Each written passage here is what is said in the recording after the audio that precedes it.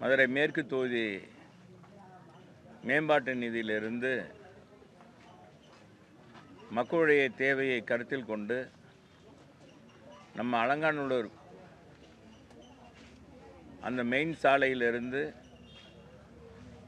கடந்து செல்வதற்கு கஷ்டமாக அதை கடந்து அவங்க பகுதிக்கு செல்வதற்கு சிரமமாக இருக்குது. எனவே இந்த வடிகால் அமைக்கின்ற அந்த பகுதியில் எங்கள் கூடுதல் பாலம் வேண்டும் என்று கேட்டுக்கொண்டார்கள். அந்த பாலம் இன்றைக்கி 25 லட்சம் ரூபாயில் மக்களுடைய பயன்பாட்டுக்காக கட்டப்பட்டு மக்களுடைய பயன்பாட்டுக்கு திறந்து விடப்பட்டிருக்கு. அதே மாதிரி இந்த 2வது வார்டு பகுதியில் இந்த பாண்டியன் நகர், சொக்கநாதபுரம் போன்ற இந்த பகுதியில் வாழ்கிற சாதாரண சாமானியவர்கள் வைத்திய வசதி செய்து கொள்வதற்காக, உடல் பரிசோதனை செய்து கொள்வதற்காக ஆரம்பிக்கப்பட்ட சுகாதார நிலையத்துக்கு முன்னாலெலாம் கட்டட வசதி இல்லை. என்னுடைய முயற்சியில் அதை கொண்டு வந்து இந்த ஆரம்ப சுகாதார நிலையத்தை கொண்டு வந்து 32 லட்சம் ரூபாய்க்கு கட்டடம் கட்டி கொடுக்கப்பட்டது. இதில் மக்கள் அதிகமாக கோயில் பாப்பாவுடி, இந்த பகுதியில் கூட நகர், சொக்கநாதபுரம், பாண்டிய நகரில் வசிக்கிற மக்கள், பெரும்பாலான மக்கள் இங்கே வருவதனால் கூடுதல் வசதி வேணும், எங்களுக்கு கூடுதல் கட்டடம் வேணும் என்று கேட்டார்கள். இன்றைக்கு 15 லட்சம் ரூபாயில் தொகுதி மேம்பாட்டு நிதியிலிருந்து கட்டி கொடுக்கப்பட்டிருக்கிறது. அது இந்த 2வது வார்டு பகுதியை பொறுத்தளவுக்கு நான் சட்டமன்ற உறுப்பினர் ஆன பிறகுதான் இந்த பகுதி மக்களுக்கு நல்ல தண்ணீர் கிடைக்கின்ற வகையில் காவேரி கூட்டு குடிநீர் திட்டம், முதல்ல இணைப்பு கிடையாது அந்த விளாங்குடி பகுதிக்கு. இந்த காவேரி கூட்டு குடிநீர் திட்டத்தை முதல்ல கொண்டு வந்தோம். பாதாள சாக்கடை இணைப்பு, முன்னாடிலாம் திறவு சாக்கடை தான் இருந்தது.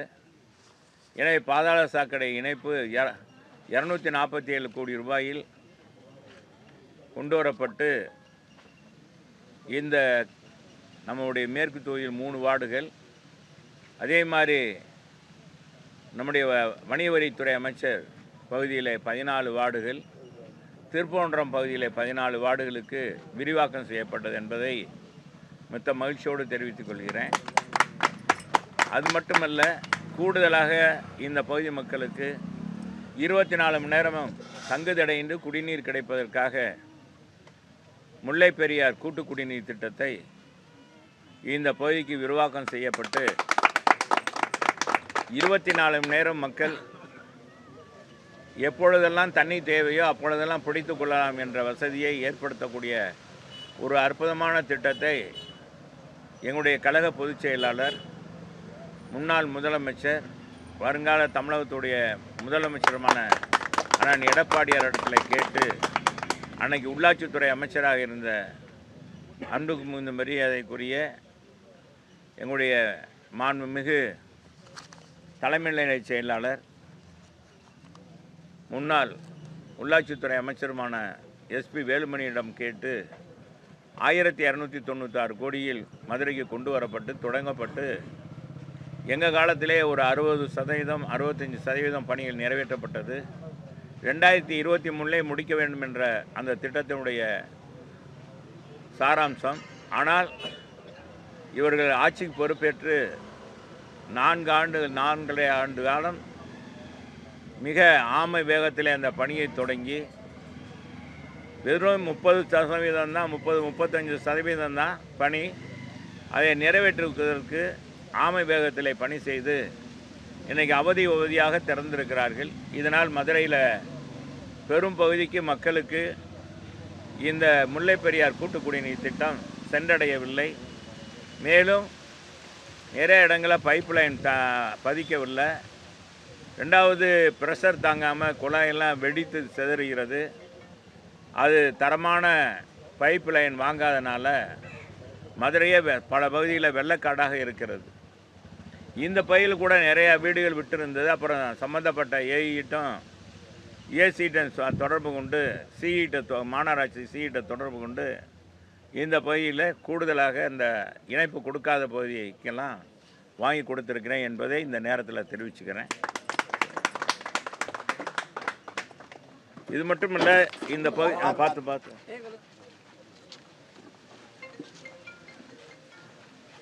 இந்த பகுதி மக்களுக்கு தன்னிறைவு கிடைக்கின்ற வகையில் இங்கே ரேஷன் கடை, பல்வேறு பணிகள் விளாங்குடி பகுதியில் ஏற்பாடு செய்து, கூடல் நகர் விளாங்குடி பகுதியில் பல்வேறு பணிகளை, அதே மாதிரி இங்கே கூடுதலாக பாலம், பாண்டிய நகரை இணைக்கின்ற வகையில் பாலம் கட்டி கொடுத்துருக்கோம் 30 லட்சம் ரூபாயில்.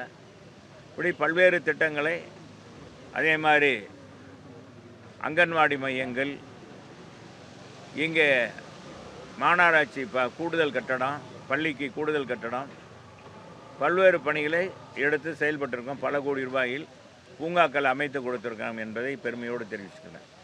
சொல்லுங்கள் தம்பி. அதிமுகவுக்கு ஓட்டு போட்டால் பாஜக தான் ஆளும், பார்த்துக்கோங்க, கவனமாக இருங்கன்ற மாதிரி சிஎம் ஸ்டாலின் சொல்லியிருக்காரு. அவர் பயம், மாண்பு முதலமைச்சர் பயத்தில் ஏதோ பேசுகிறார். இன்னைக்கு பார்த்தீங்கன்னா அவர் இன்னைக்கு கூட ஒரு விளம்பரம் போட்டிருக்கார். முழுமையாக அவங்க ஆட்சியில் என்னென்ன செஞ்சுருக்குன்ற மாதிரி ஒரு நடக்காத நிகழ்வுகள்லாம் சொல்லியிருக்காரு. இன்றைக்கி நடைபயணம் வருகின்ற புரட்சி புயல் அண்ணன் வைகோ அவர்களே இந்த ஆட்சியினுடைய அவலங்களை அவரே சொல்லிவிட்டார்.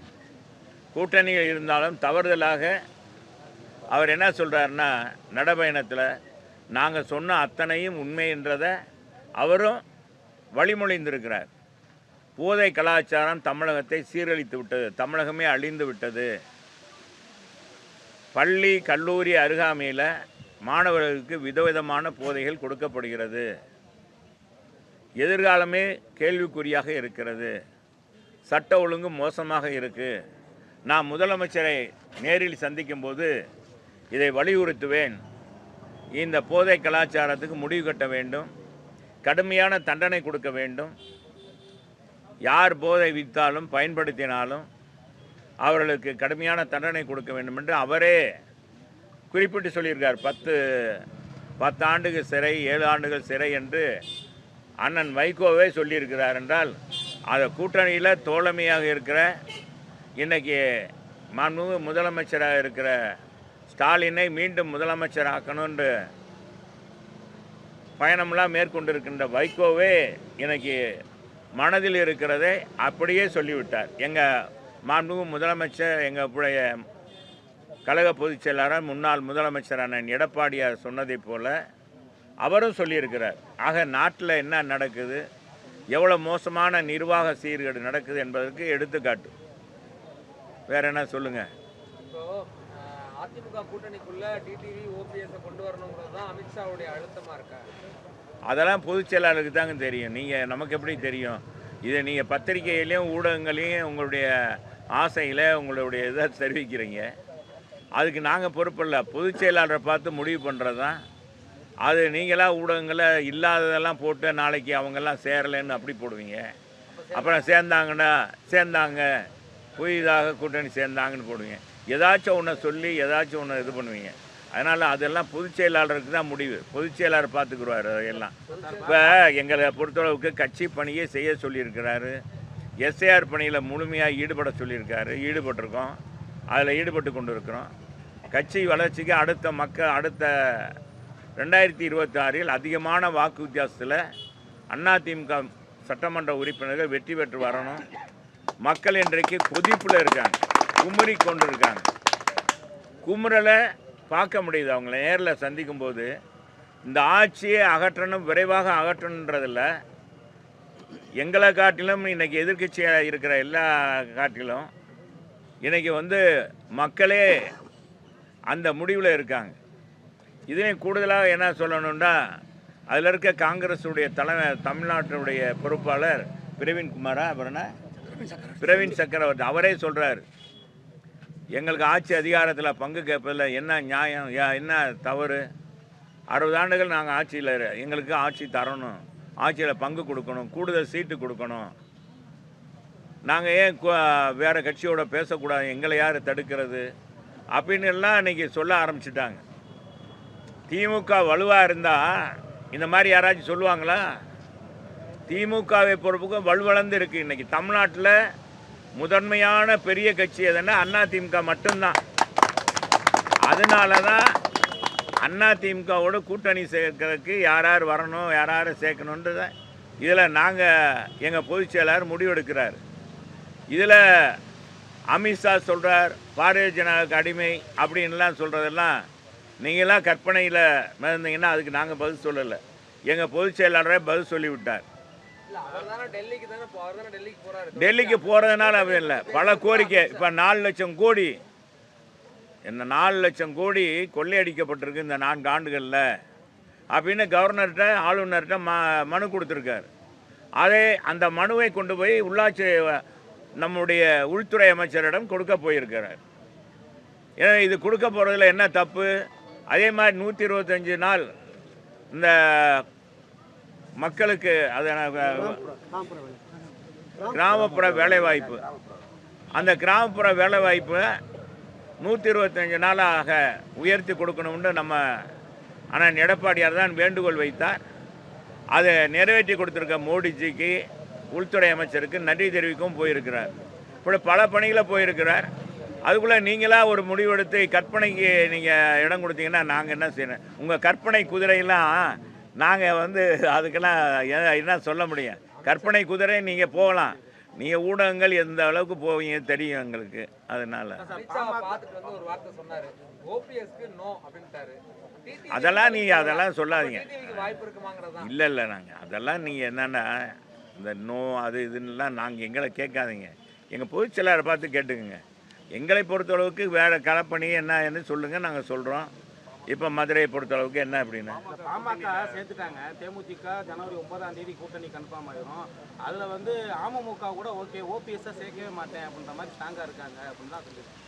அதெல்லாம் நமக்கு தெரியாதுங்க, நீங்களாக தான் சொல்கிறீங்க, நீங்களாக பேசிக்கிங்க. அது நமக்கு ஒன்றும் தெரியல. அது எங்கள் பொதுச் செயலாளர் வந்தால் தான் எங்கள் பேசுவார். பொதுச் செயலாளரை பார்க்கும்போது தான் அது தெரியும். ஜனநாயகன் படத்துக்கு மத்திய அரசு நெருக்கடி கொடுக்குறாங்கன்ற மாதிரி சொல்கிறாங்க. அதெல்லாம் எந்த நெருக்கடியும் எங்கள் ஜனநாயகம் அப்படின்லாம் பார்த்தீங்கன்னா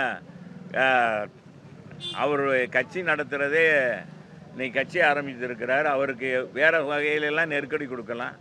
ஒரு படத்தை போய் தடை பண்ணுறதுனாலே அங்கே ஒரு நெருக்கடி கொடுக்கும். இதுக்கெல்லாம் ஒரு அரசியல் சாயம் பூசினீங்கன்னா எதுக்கு தான் பேசுறது? அதையெல்லாம் அப்படி இருக்குமா என்னன்னு எங்களுக்கு தெரியாது. அது உங்களுக்கு தான் தெரியும். படத்துக்கு இதே மாதிரி தான் நெருக்கடி கொடுத்தாங்க. உதயசூரியனின் பார்வையிலே அப்படின்ற பாடல் வருது. அதே மாதிரி தான் இப்போ ஜனநாயகன் கொடுத்தாங்கன்னு சமூக வலைதளங்களை ஃபுல்லாக ஒப்பிட்டு பேசுகிறாங்க. அது தணிக்கைத்துறைங்க, தணிக்கைத்துறை. அப்போ இருந்த சூழ்நிலை வேற. அகில இந்திய அளவில் காங்கிரஸ் இயக்கம் பெரிய இயக்கமாக வளர்ந்துருந்தது. அதில் அன்பேவா படத்தில் தான் சொன்னீங்க, புதிய சூரியனின் பார்வையில் உலகம் விழித்து கொண்ட வேலையிலேன்னு அந்த தலைவருடைய பாட்டு வரி வரும். அது உதயசூரியன் வரக்கூடாது, ஒரு சின்னத்தை குறிக்கிறது அப்படின்னு அன்றைக்கி இருங்க தணிக்கைக்குள்ளே அதை மாற்றி வைக்க சொன்னாங்க. அதனால் அது ஒன்றும் இது இல்லை, அது பெருசாக இல்லை. அப்போ யூஏ சான்றிதழ் தான் கொடுத்தாங்க. படம் மிகப்பெரிய வெற்றி பெற்றது. இன்னும் கூட ஓடிக்கிட்டு இருக்கு. இன்னும் பார்த்தா மக்கள் ரசிக்கிற அளவுக்கு அந்த படம் இருக்குது. இன்னைக்கு இருக்கிற தமிழ்நாட்டு சூழலில் அதிமுக திமுக ரெண்டுமே ஆட்சி, யாராவது ஒருத்தர் வந்தால் கூட கூட்டணி ஆட்சிக்கான சூழல் தான் இருக்கா என்ன? இல்லை, எங்கள் பொதுச் செயலர் கரெக்டாக சொல்லிட்டாரு. அதிமுக பெரும்பான்மையாக வெற்றி பெற்று அதிமுக ஆட்சியில் அமரும், அதிமுக ஆட்சி அமையும்னு எங்கள் பொதுச் செயலர் சொல்லிட்டார். திமுகனால அப்படி சொல்ல முடியலையே. இல்லை, அமித்ஷாலாம் சொல்லலை, நீங்களாம் சொல்லக்கூடாது. இப்போ நம்ம முதலமைச்சர் இவர் இருக்கார் இல்லையா, ஸ்டாலின் அவர் மேலே சொல்ல முடியுதா? இன்றைக்கி இன்றைக்கி கூட்டணி பலத்தில் தான் திமுகவே இருக்குன்றத தெரியுது. எங்கள் அம்மா மாதிரி ஆணித்தரமாக அவங்க முடிவெடுக்க முடியுமா?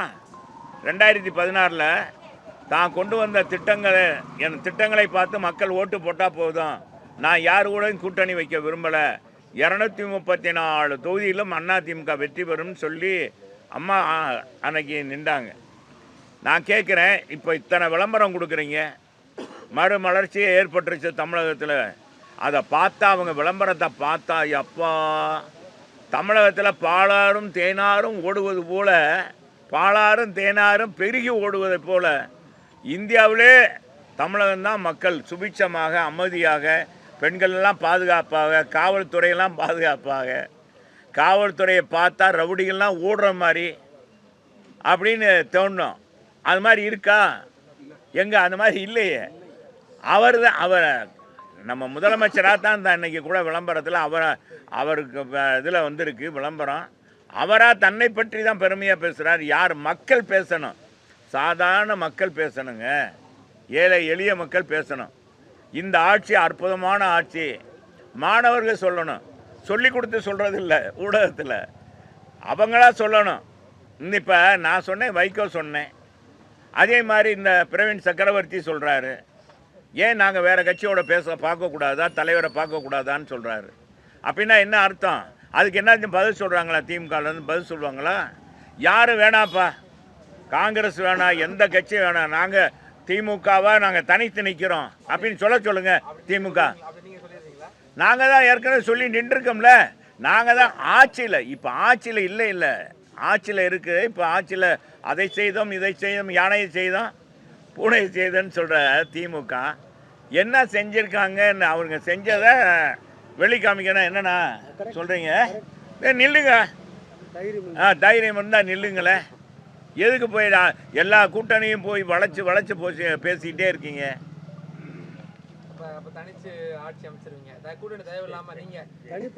எங்க தனிப்பெரும்பான்மையில் எங்கள் பொதுச் செயலாளர் சொல்லுங்க, தனிப்பெரும்பான்மையில் ஜெயிச்சு வெற்றி. எங்க நிற்கிற இடத்துல நீங்கள் வெற்றி பெற போகிறோம். நீங்கள் ஏன் தம்பி, நீங்கள் தான் நீங்களே பார்க்குறீங்க, மக்களை நாள்தோறும் சந்திக்கிறீங்க. மக்களுடைய குமுறல், அவங்களுடைய இது எதிர்ப்பு, இந்த ஆட்சிக்கு எதிர்ப்பு எவ்வளோ தூரம் இருக்குன்றது தெரியும். என்ன தான் கொடுத்தாலும் சரி, 3000 ரூபா கொடுத்தாலும் சரிங்க, தேர்தல் இடத்துல எவ்வளோ ரூபா கொடுத்தாலும் சரி, அடித்து வச்சிருக்க கொள்ளையை 4 லட்சம் கோடி அடித்து வச்சுருக்காங்க இல்லையா, அதுவே இறக்குனாலும் நிச்சயமாக மக்கள் மனமாற தயாரில்லை. ஏன்னா ஒரு தடவை ஏமாந்துட்டோம் தமிழ்நாட்டு மக்கள். விடியல் தருவோம்னு சொல்லி எங்கேயாச்சும் இந்த விடியல் தருவோம்னு ஸ்டாலின் தான் வர்றாரு, விடியல் தருவோம் போகிறாரு அப்படின்னு பாட்டு எங்கேயாச்சும் ஒரு நிகழ்ச்சியில் வருதா? திமுக நடத்துகிற நிகழ்ச்சியிலேயாச்சும் அந்த பாட்டு போடுறாங்களா? சொல்லுங்கள். சவால், உங்களுக்கு சவால் விடுறேங்க. ஒரு 1000 ரூபா வச்சுக்கிறோமா? யார் சொன்னால் நீங்கள் வாங்க இந்த இடத்துல போட்டாங்க அப்படின்னு சொல்லுங்கள். 1000 ரூபா சவால். யாராச்சும் இப்போ திமுக உண்மையிலே சாதனை புரிஞ்சது, தப்பு நடக்கலை, சட்ட ஒழுங்கு இங்கே பிரமாதமாக இருக்குன்னு சொன்னால் சொல்ல வேண்டியதானே? யாருமே ஒன்றுமே இல்லை அவங்களுக்கு. லேதுப்பா லேது ஆட்சியில் ஒன்றும் இல்லை, ஒன்றுமே இல்லை. தென்னிந்திய மொழி தானே.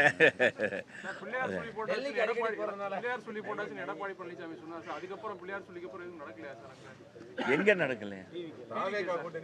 இதெல்லாம் எங்க கூட்டணியை பற்றி பொதுச் செயலாளர்கிட்ட கேளுங்க. கூட்டணியை பற்றியெல்லாம் எங்களுக்கு தெரியாது தலைவா. என்ன பேசுவாங்க என்ன இதுன்னு தெரியாது. இந்த வட்டம் தான் எந்த கட்சியாக இருந்தாலும் ஆட்சியில் பங்கு, அதிகாரத்தில் பங்குன்றது, அது தேமுதிகவாக இருக்கட்டும் இல்லது ஒரு எந்த புதிய தமிழர்களும் நேற்று அதை கோரிக்கை தான் முன்வைக்கிறாங்க. அந்த அளவுக்கு இந்த வட்டம் பலமில்லாமல் போயிடுச்சுங்களா? அதிமுக திமுக ரெண்டு கட்சியுமே எங்களுக்கு திமுக தான் பலமிழந்து இருக்குன்னு நான் நினைக்கிறேன். திமுகவை தான் ரொம்ப இதாக நினைக்கிறாங்க. அவங்க தான் அதில் தான் இப்போ நிறைய பெரிய பெரிய கட்சியெல்லாம் அது இது பண்ணுறாங்க. எங்கள் இதில் நாங்கள் இன்னும் யாரையும் கூட்டணி அப்படி இப்படிலாம் பேசி அவங்க எங்கள் கூட்டணி வந்த பிறகு இதெல்லாம் கேட்குறாங்கன்னு யாருமே சொல்ல முடியாது. எங்கிட்ட வந்தவங்க யாருமே அதை பற்றியெல்லாம் பேசலை. அன்புமணி வந்துட்டாரு, ஆனா ராமதாஸ் அன்புமணி கூட கூட்டணி பேசுறது அப்படிங்கிறது நீதிமன்ற அவமதிப்புங்கிறாரு. அதெல்லாம் அவங்க உள்கட்சி பிரச்சனைங்க. இன்னும் சொன்னால் தந்தை மகனுடைய அது உரிமை குரல், உரிமை பேச்சு. அது கூட்டணி வந்திருக்காங்க அவங்க. அன்புமணி எதுன்னு எங்கள் பொதுச் செயலாளர் பேசி முடிவு பண்ணியிருக்காரு. சரி, வேற ஒன்றும் இல்லைங்கள, நம்ம பார்ப்போம். திருப்பரங்குன்ற விவகாரம் இப்போ தீர்ப்பு கொடுத்துருக்காங்க, அதை எப்படி பார்க்குறீங்க? நேற்று திண்டுக்கல் முடிச்சு போகிறப்ப சிஎமோட கார் வேற டயர் பஞ்சர் ஆகி, அது திருப்பரங்குன்ற பக்கத்திலே பஞ்சர் ஆயிருக்கு. முருகப்பெருமானுக்கு சக்தி அதிகம்னு நினைக்கிறேன். சொல்லுவாங்க முருகப்பெருமானுக்கு சக்தி அதிகம். அந்த முருகனுக்கே ரொம்ப இது பண்ணதுனால, விமர்சனம் பண்ணதுனால ஒருவேளை முருகப்பெருமான் எதுவும் இது பண்ணிட்டாரா எனக்கு தெரியாதப்பா. ராஜு இந்த மாதிரிலாம் சொன்னார், நீங்கள் ஓட்டிடுவீங்க. அது இல்லை, பொதுவாக நீதிமன்றத்துடைய தீர்ப்பை தான் நாங்கள் நிறைவேற்றணும்னு சொல்கிறோமே ஒழிய, எங்களுக்கு இது பண்ணணும், இந்த சமுதாயம் வேணும், அந்த மதம் இந்த மதம்லாம் கிடையாது. அதிமுக பொறுத்தளவுக்கு மதசார்பற்ற எங்களுடைய இயக்கம் எங்கள் ஆதி காலத்திலேருந்து இந்த கட்சி இருக்குது. எங்கள் பொதுச் செயலாளர் என்ன சொன்னார், நீதிமன்றத்தினுடைய தீர்ப்பை மதிக்கணும். அதைத்தான் நாங்கள் சொல்கிறோம். இப்போ 3 தடவை இந்த கோர்ட்டு போயிடுச்சு. இதை போய் கோர்ட்டில் போய் 3 எல்லா நீதிபதிகளும் அது இது பண்ணிக்கலாம், தீபம் ஏற்றலாம், தவறில்லை, ஒரு அமைப்பே இது இல்லாத அதுவும் கடுமையாக சாடியிருக்கிறார்கள் நீதி அரசர்கள். இந்த அரசாங்கமே 2 சமுதாயத்திடையே தூண்டி விடுகிறது. 2 மத இந்த மத பூசல் வரணும், பதட்டம் வரணும்னு நினைக்குது. இப்படிப்பட்ட அரசாங்கம் இருக்கணுமா அப்படின்னு அவங்களே கேட்டிருக்காங்க. நாங்கள் கேட்கறக்கால நீதி அரசரே கேட்டுட்டார். அதிமுக பாஜக கூட்டணிக்குள்ள விஜயை கொண்டு வர்றதுக்காக தான் இந்த சிபிஐ சம்மனு, படத்துக்கு நெருக்கடி, நீங்க சேர்ந்து கொடுக்கறதா அவங்க விமர்சிக்கிறாங்க. நான் தான் சொல்லேன், உங்கள் கற்பனை குதிரைக்கெல்லாம் நாங்கள் வந்து அந்த குதிரை அடக்கு வைங்கன்னா சொல்ல முடியாது, அதுக்கு குதிரையை பற்றியெல்லாம் சொல்ல முடியாது. அது அந்த மாதிரி நிலைப்பாடு எப்போவுமே ஒரு மாபெரும் இயக்கம், மாபெரும் தலைவர் இன்னைக்கு மோடிஜி, அவர் கீழே இருக்கிறதெல்லாம் அப்படிலாம் செய்ய மாட்டாங்க உறுதியாக. அது மாதிரிலாம் நீங்களாம் கற்பனையை வச்சு அதுக்கு ஒரு பதிலாக போடாதீங்க. பொதுச் செயலாளர் தான் பிரச்சாரத்துக்கு வந்தோடனே கொடி வந்துருச்சு, உதயமா போகுதுன்றலாம் பேசினார். அதனால இது எல்லாத்தையும் சேர்த்து பார்க்க வேண்டியது. யாரையும் வற்புறுத்தி சேர்க்க முடியாது தலைவர். மனமுவந்து வந்தால் தான் தொண்டர்கள் வரணும். தொண்டர்கள் என்னமோ ஒரு இயக்கம்னா நீங்கள் என்ன கடை வியாபாரமா, நம்ம இந்த கடை இந்த பிஸ்னஸ் இந்த பண்ணிக்கிறோம், இந்த தொண்டர்கள் விரும்பணும், தலைவர்கள் விரும்பணும், எல்லாரும் இணைந்து வந்தால் தான் கூட்டணி. அப்போ தான் தேர்தலில் சந்திக்க முடியும் ஒரு முனையத்தோடு. நீங்கள் நினைக்கிற மாதிரிலாம் ஒரு கூட்டணியை பற்றி கொச்சைப்படுத்தாதீங்க. அதுக்காக இப்படிலாம் செய்வாங்க அப்படி செய்வாங்கலாம் செய்யலாம். அதெல்லாம் ஊடகங்கள் எதுவும் அது மாதிரிலாம் போகக்கூடாது. சரி வாங்க, ரொம்ப நன்றி. ஐயா யாரை பார்த்து அதிமுக பார்த்து யாரை எமனையே பார்த்தவங்க நாங்கள். குண்டவே தொண்டையில் வச்சு டாட்டா காட்டிய அந்த வரலாறு எங்களுக்கு தான் உண்டு, எங்கள் தலைவனுக்கு உண்டு, எங்கள் இயக்கத்துக்கு உண்டு. அதனால் எந்த காலத்துலையும் யாருக்கும் எப்பவுமே அடிபணிந்து போனது கிடையாது. எப்பவும் இப்போ இல்லை, எப்பவும் தான்.